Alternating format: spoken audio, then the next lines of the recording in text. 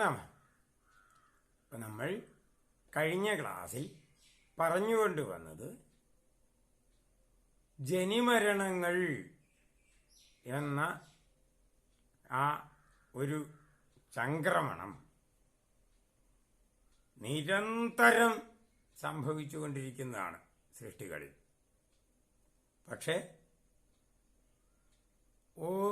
ആരും തന്നെ അതറിയുന്നില്ല.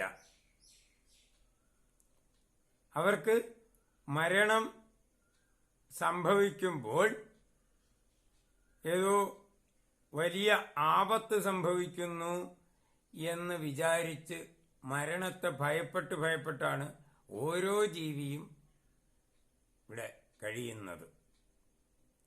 വാസ്തവത്തിൽ മരണം സദാ സംഭവിക്കുന്നു, ജനനവും സദാ സംഭവിക്കുന്നു. പക്ഷെ അതറിയുന്നില്ല.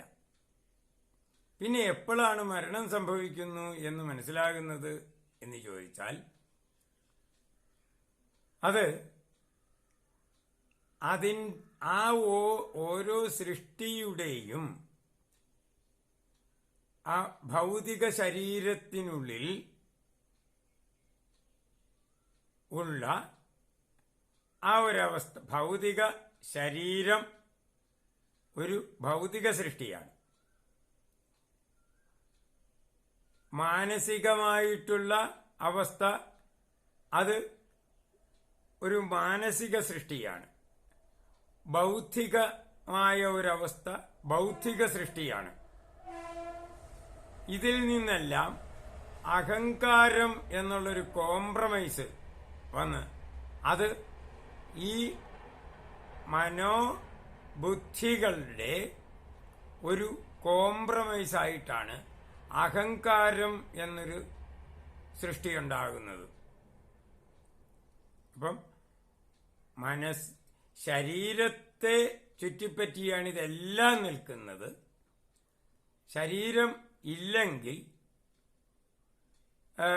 ഇതിനൊന്നും നിലനിൽപ്പില്ല. എന്ന് പറഞ്ഞാൽ നമ്മളിപ്പോൾ ഒരു ഉദാഹരണത്തിനൊരു ചൂണ്ടയിടുന്നു.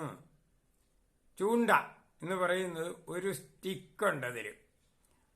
അത് ഏറ്റവും ഭൗതികമായിട്ടുള്ള ഒരവസ്ഥയാണ്. ആ സ്റ്റിക്കിൽ ഒരു നൂല് കെട്ടിയിട്ടിട്ടുണ്ട്. ടങ്കീസ് എന്നൊക്കെ പറയുന്ന ഒരു നൂല് കെട്ടിയിട്ടിരിക്കുകയാണ്. ആ നൂലിൻ്റെ അറ്റത്ത് ഒരു മെറ്റൽ, അത് കഷ്ണം വളച്ച് കൂർത്ത് ഒക്കെ ഒരു പ്രത്യേക ഷേപ്പിലുണ്ടാക്കി, അതിനെയാണ് നമ്മൾ ചൂണ്ട എന്ന് പറയുന്ന ആ ചെറിയ സാധനത്തിനെയാണ്.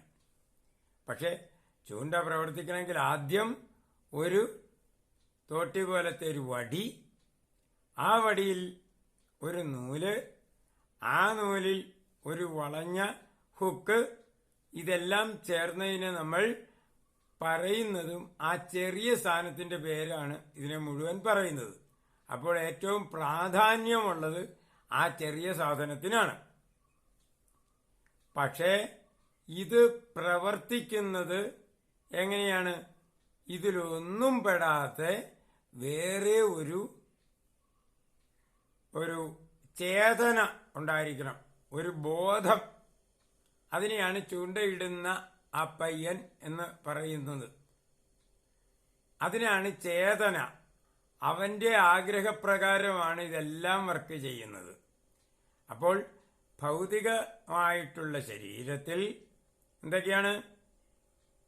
ഈ ചൂണ്ടയുടെ കോല്, ആ ചൂണ്ടയുടെ നൂല്, ആ ചൂണ്ടയുടെ ശരിക്കും ചൂണ്ടയെന്ന് വിചാരിക്കുന്ന ആ വളഞ്ഞ ഹുക്ക്, ഇത്രയും ഭൗതികമാണ്. ആ ഭൗതികത പ്രവർത്തിക്കണമെങ്കിൽ അതിനൊരാത്മീയമായിട്ടുള്ള ഘടകം, അത് ഈ ചൂണ്ടയിൽ ആയിട്ട് ബന്ധപ്പെട്ടിട്ടില്ല. പക്ഷെ പ്രവർത്തിക്കുന്നത് മുഴുവൻ ആ വ്യക്തിയാണ്. ആ വ്യക്തി എന്ന് പറഞ്ഞാൽ ഇപ്പം നിങ്ങൾക്ക് മനസ്സിലാകാൻ ഉദാഹരണം തന്നാണ്.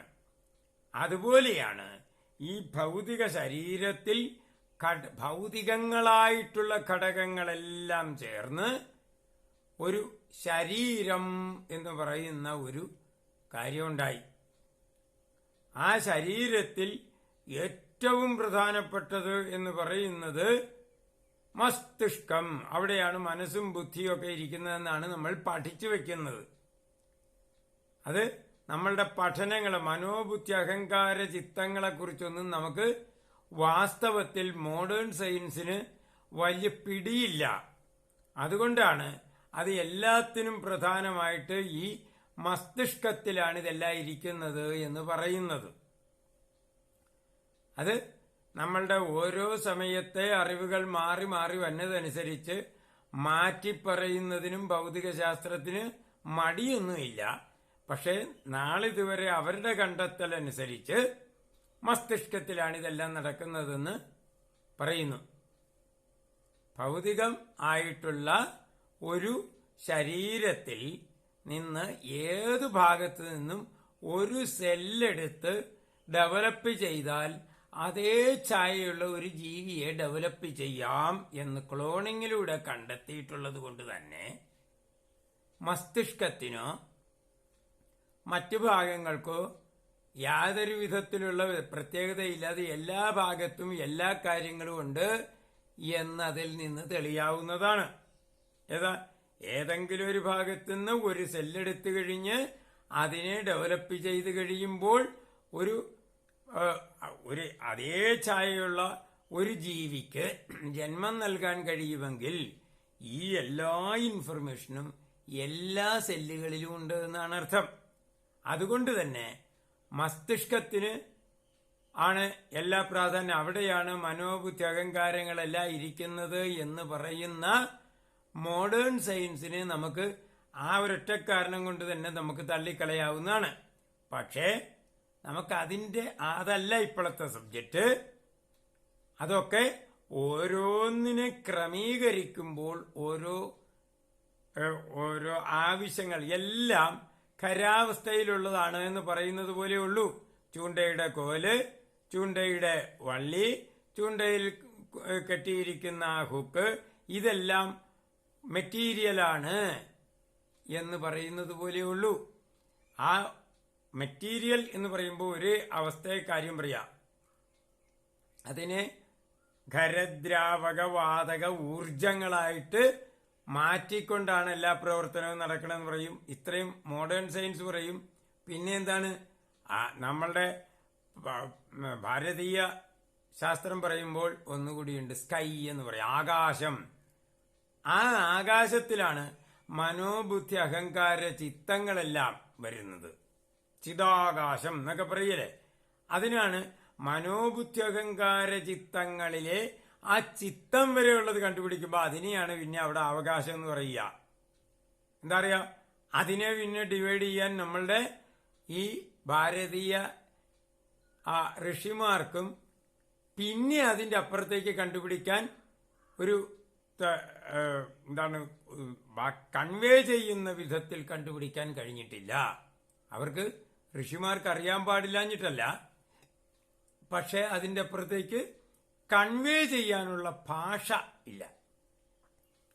അതുകൊണ്ടാണ് അതിനെപ്പറ്റി വിവരിക്കാത്തത്. അതുകൊണ്ട് ഋഷിമാര് തന്നിട്ടുള്ള ആ അറിവിന്റെ അടിസ്ഥാനത്തിൽ പറയുമ്പോൾ നമ്മളുടെ മോഡേൺ ശാസ്ത്രജ്ഞന്മാർ പറഞ്ഞു തന്നിട്ടുള്ള ഖരദ്രാവകവാതക ഊർജങ്ങളുടെ അപ്പുറത്ത് അത്രയും തന്നെ തലങ്ങൾ മനോബുദ്ധി അഹങ്കാര ചിത്തങ്ങളെപ്പറ്റി അവർ വളരെയധികം കൃത്യമായിട്ട് പറഞ്ഞിട്ടുണ്ട്.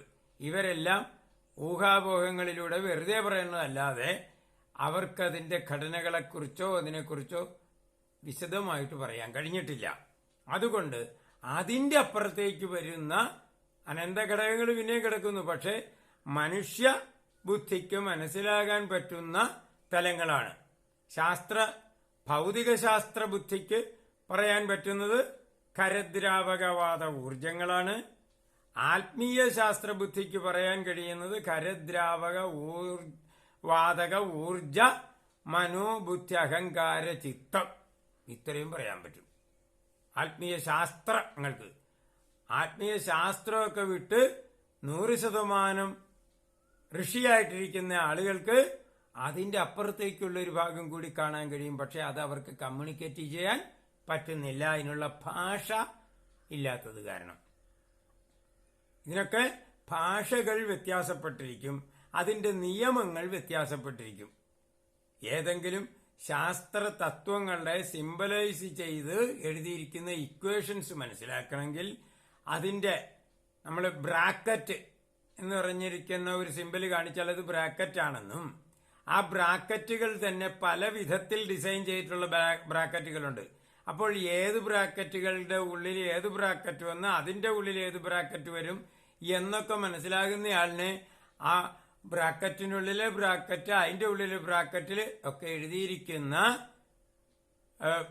ദി ഹോൾ സ്ക്വയർ എന്നൊക്കെ പറയുമ്പോൾ ആ ഇടുന്ന സ്ക്വയറും എക്സ് സ്ക്വയർ എന്ന് പറയുമ്പോൾ ഇടുന്ന സിംബലും ഇതൊക്കെ തമ്മിൽ മനസ്സിലാക്കാനുള്ള ആ അറിവ് നേടിക്കഴിയുന്നവന് ആ ഇക്വേഷൻ വായിച്ച് മനസ്സിലാക്കാനും അതിനെ എക്സ്പ്ലെയിൻ ചെയ്യാനും കഴിയുള്ളൂ. അതല്ലാത്തവർക്ക് അത് വെറും ഒരു ചിത്രം മാത്രമായിരിക്കും. അതുപോലെയാണ് നമ്മൾ ഈ അറിവുകളെയൊക്കെ സിംബലൈസ് ചെയ്ത് ഇതുപോലെ സിഗ്നൽസ് കൊടുത്തുകൊണ്ട് ആ സിഗ്നൽസിനെയൊക്കെ ചിത്രരൂപത്തിലോ അല്ലെങ്കിൽ വേറെ ഏതെങ്കിലും രൂപത്തിലോ ഭാവനകളിലോ ഒക്കെ ആക്കിയിട്ട് ക്രമീകരിച്ചുകൊണ്ട് നമ്മളുടെ പുരാണങ്ങളിൽ കൂടെ എക്സ്പ്ലെയിൻ ചെയ്യാൻ ശ്രമിച്ചിട്ടുള്ളത്. എന്താ കാര്യം? പുരാണങ്ങളിൽ കാണുമ്പോൾ നമ്മൾ ഈ ഇക്വേഷൻസ് ഫിസിക്കലായിട്ടുള്ള ശാസ്ത്രീയ ഇക്വേഷൻസിനെ കുഞ്ഞുങ്ങൾ പടങ്ങളായിട്ട് കാണുന്നത് പോലെ നമ്മൾ പുരാണങ്ങളെ കഥകളായിട്ട് കാണുന്നതാണ് സാധാരണ ജനങ്ങൾ.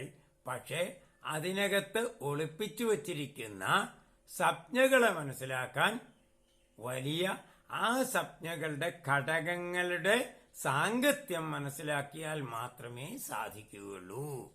നമുക്ക് ചില ഉദാഹരണങ്ങളൊക്കെ അതിനെപ്പറ്റി നമുക്ക് അടുത്ത ക്ലാസ്സിൽ പറയാമെന്ന് വിചാരിക്കുന്നു. ഇന്ന് ഇത് മതി. നന്ദി, നമസ്കാരം. ഓം നമഃ ശിവായ, നമഃ ശിവായ.